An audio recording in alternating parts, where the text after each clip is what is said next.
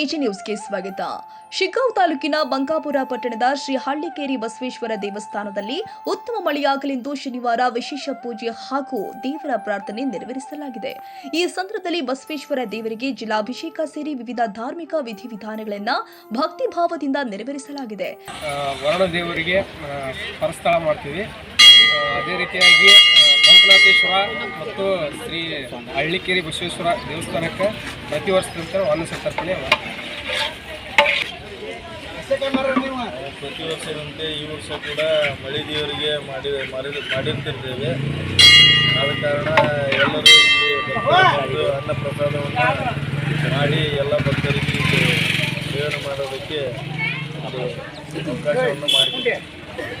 ನಂತರ ಶ್ರೀ ಹಳ್ಳಿಕೇರಿ ಬಸವೇಶ್ವರ ದೇವಸ್ಥಾನ ಸೇವಾ ಸಮಿತಿ ವತಿಯಿಂದ ಭಕ್ತರಿಗೆ ಅನ್ನಪ್ರಸಾದ ವಿತರಣೆ ಮಾಡಲಾಗಿದೆ. ಕಾರ್ಯಕ್ರಮದಲ್ಲಿ ಬಂಕಾಪುರ ಹಾಗೂ ಸುತ್ತಮುತ್ತಲಿನ ಗ್ರಾಮಗಳಿಂದ ಆಗಮಿಸಿದ್ದ ನೂರಾರು ಭಕ್ತರು ಭಾಗವಹಿಸಿ ಪೂಜೆ ಹಾಗೂ ಪ್ರಾರ್ಥನೆಯಲ್ಲಿ ಪಾಲ್ಗೊಂಡರು. Raviraj Samshi, Shiggaon, AG news.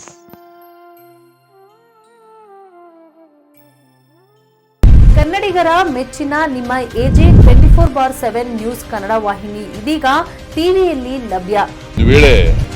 Notice ಕೊಟ್ಟಿದ್ರೆ ವಾಪಸ್ ತಗೋತೀವಿ. ಇವತ್ತು ವಕ್ಫ್ ಪ್ರಾಪರ್ಟಿ ಅಂತೇಳಿ ಬರ್ತದೆ ಅಂತ ಹೇಳಿದ್ರೆ ರೈತರು ಬೀದಿಗೆ ಬಂದು ಏನ್ ಮಾಡ್ಬೇಕಾಗತ್ತೆ? ಯಾರು ವೋಟ್ ಹಾಕಿಲ್ಲ ಅಂದ್ರೆ ಗ್ಯಾರಂಟಿನೆಲ್ಲ ಸ್ಟಾಪ್ ಮಾಡ್ಬಿಡ್ತೀವಿ.